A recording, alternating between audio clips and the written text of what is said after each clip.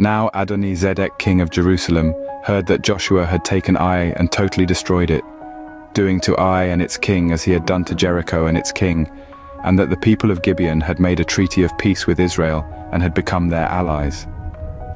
He and his people were very much alarmed at this, because Gibeon was an important city, like one of the royal cities. It was larger than Ai, and all its men were good fighters.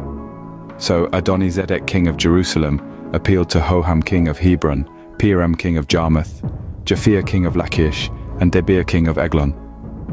"Come up and help me attack Gibeon," he said, "because it has made peace with Joshua and the Israelites." Then the 5 kings of the Amorites, the kings of Jerusalem, Hebron, Jarmuth, Lachish, and Eglon, joined forces. They moved up with all their troops and took up positions against Gibeon and attacked it. The Gibeonites then sent word to Joshua in the camp at Gilgal, "Do not abandon your servants. Come up to us quickly and save us. Help us, because all the Amorite kings from the hill country have joined forces against us." So Joshua marched up from Gilgal with his entire army, including all the best fighting men. The Lord said to Joshua, "Do not be afraid of them. I have given them into your hand. Not one of them will be able to withstand you." After an all-night march from Gilgal, Joshua took them by surprise. The Lord threw them into confusion before Israel. So Joshua and the Israelites defeated them completely at Gibeon. Israel pursued them along the road going up to Beth Horon and cut them down all the way to Azekah and Makkedah. As they fled before Israel on the road down from Beth Horon to Azekah, the Lord hurled large hailstones down on them, and more of them died from the hail than were killed by the swords of the Israelites.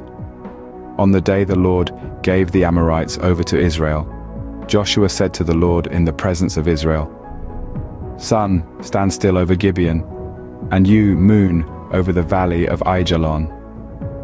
So the sun stood still, and the moon stopped, till the nation avenged itself on its enemies, as it is written in the book of Jashar.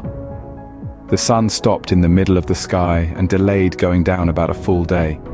There has never been a day like it before or since, a day when the Lord listened to a human being.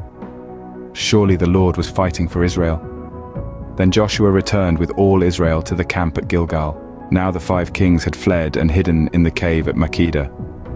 When Joshua was told that the 5 kings had been found hiding in the cave at Makkedah, he said, "Roll large rocks up to the mouth of the cave, and post some men there to guard it. But don't stop. Pursue your enemies. Attack them from the rear, and don't let them reach their cities, for the Lord your God has given them into your hand." So Joshua and the Israelites defeated them completely, but a few survivors managed to reach their fortified cities. The whole army then returned safely to Joshua in the camp at Makkedah, and no one uttered a word against the Israelites. Joshua said, "Open the mouth of the cave, and bring those 5 kings out to me." So they brought the 5 kings out of the cave, the kings of Jerusalem, Hebron, Jarmuth, Lachish, and Eglon. When they had brought these kings to Joshua, he summoned all the men of Israel, and said to the army commanders who had come with him, "Come here and put your feet on the necks of these kings." So they came forward and placed their feet on their necks. Joshua said to them, "Do not be afraid, do not be discouraged, be strong and courageous. This is what the Lord will do to all the enemies you are going to fight." Then Joshua put the kings to death, and exposed their bodies on 5 poles, and they were left hanging on the poles until evening. At sunset, Joshua gave the order, and they took them down from the poles, and threw them into the cave where they had been hiding.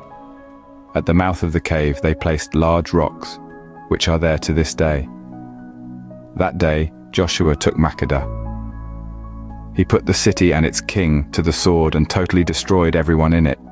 He left no survivors, and he did to the king of Makkedah as he had done to the king of Jericho.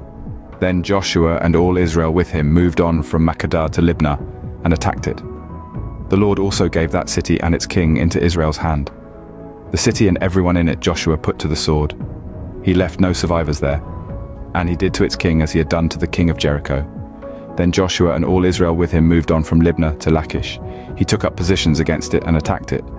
The Lord gave Lachish into Israel's hands, and Joshua took it on the 2nd day.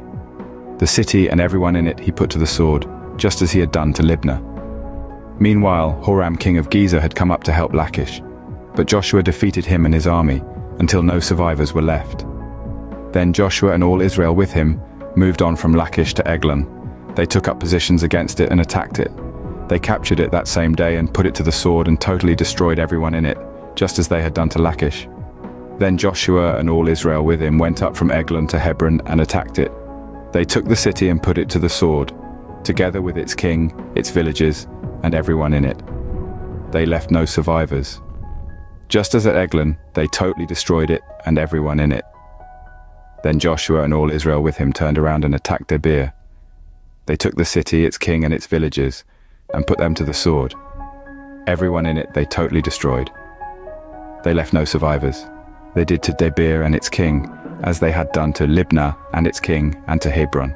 So Joshua subdued the whole region, including the hill country, the Negev, the western foothills and the mountain slopes, together with all their kings. He left no survivors. He totally destroyed all who breathed, just as the Lord, the God of Israel, had commanded. Joshua subdued them from Kadesh Barnea to Gaza, and from the whole region of Goshen to Gibeon. All these kings and their lands Joshua conquered in one campaign, because the Lord, the God of Israel, fought for Israel. Then Joshua returned with all Israel to the camp at Gilgal.